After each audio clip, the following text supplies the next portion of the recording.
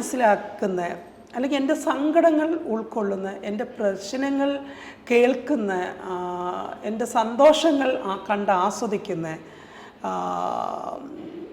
ഞാനൊന്ന് വിഷമിക്കുമ്പോൾ don't worry എന്ന് പറയുന്ന ഒരു ആത്മാർത്ഥ സുഹൃത്ത്.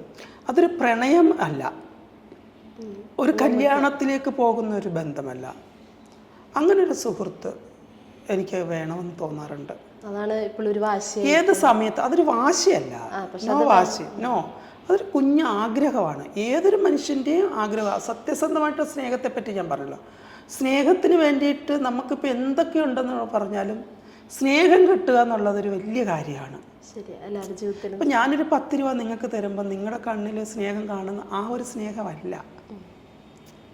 ആസ് എ വ്യക്തി എന്നുള്ള രീതിയിൽ എന്നെ ഉൾക്കൊണ്ട്, എന്നെ മനസ്സിലാക്കി, എൻ്റെ പോരായ്മകൾ കണ്ട്, എൻ്റെ നെഗറ്റീവും പോസിറ്റീവും എല്ലാം കണ്ട് മനസ്സിലാക്കുന്ന ഒരു സുഹൃത്ത് എനിക്ക് വേണമെന്ന് തോന്നിയിട്ടുണ്ട്.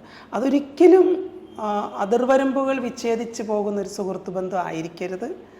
അതൊരു എനിക്ക് അയാളെ കല്യാണം കഴിക്കാൻ വേണ്ടിയിട്ടോ അല്ലെങ്കിൽ കാമുകനോ കാമുകിയെ പോലെ പ്രണയിച്ച് നടക്കുന്ന അതൊന്നുമല്ല.